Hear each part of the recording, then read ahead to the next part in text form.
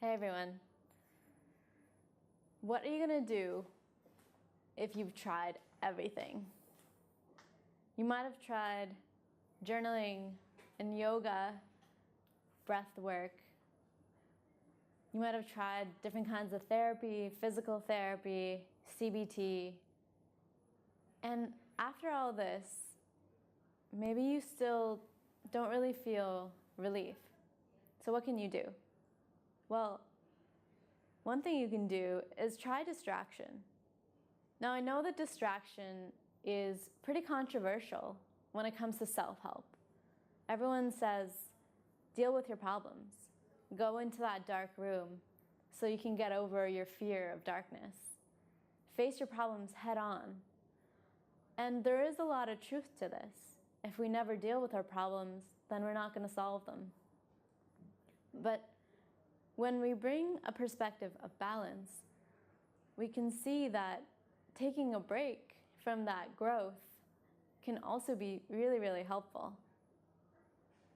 Especially if you have a lot of repeating thoughts, like, I'm not good enough, or I'm not lovable, or why can I never just do something right? Or I'm a bad person and I'm never gonna get it right. If you have any kind of thoughts like these, or anything else that's really self-defeating, it's like self-criticism, but it has more to that. There's a layer of untruth to it. Usually these thoughts are repeating, they're sticky. They repeat over and over again and can feel kind of relentless. And sometimes you don't even really believe what these thoughts are saying. Maybe you think, I'm not shameful, but your thought patterns are saying, I feel so ashamed, I feel embarrassed.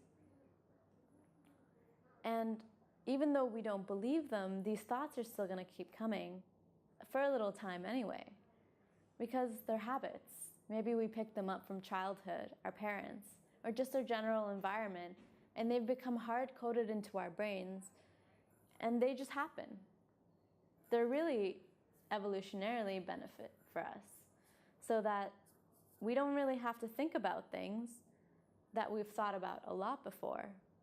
And so the brain kind of puts that on repeat mode and says, I'm gonna automate this. You don't have to worry about it anymore. But when it's painful, when it's hurtful, and when it's not really serving us, that's when it can get kind of overwhelming. So one of the things that you can do with distraction is watch TV. And I know, again, this is pretty controversial. Watching TV is not for people who are lazy and just want to withdraw and escape from their problems. Well, kind of, we are doing that. We're distracting ourselves from our current thoughts. And this can be really, really helpful. And I'll tell you why. When we're watching TV, our brains go into a passive state. So we're getting a lot of information in, but we're not creating as much. We're not discussing as much. We're not taking stuff from our insides and bringing them out into the world. We're really taking things in. And so when you feel really connected to a TV character, you can start feeling their thoughts, their emotions, and almost feel like you're living their life, viewing their private life as if it's yours.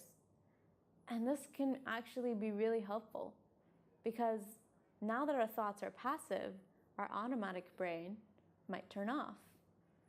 And we start adopting these new thoughts that may stop your older thoughts, the ones that we're repeating, like, I'm not good enough. And you might find that this is going to be the thing that really pulls you out of that. And when you're ready to, when you have enough energy and strength, again, you can come back to your problems and you can solve them. Giving yourself a break is the kind thing to do, so that we're not always pushing and pushing ourselves to achieve this perfection that we'll never get to. So we can distract ourselves, and you can too. So if you ever feel like you're at the end of your rope, or there's nothing else you can do, try this. Put on your favorite show. Maybe see what happens. See you guys next week.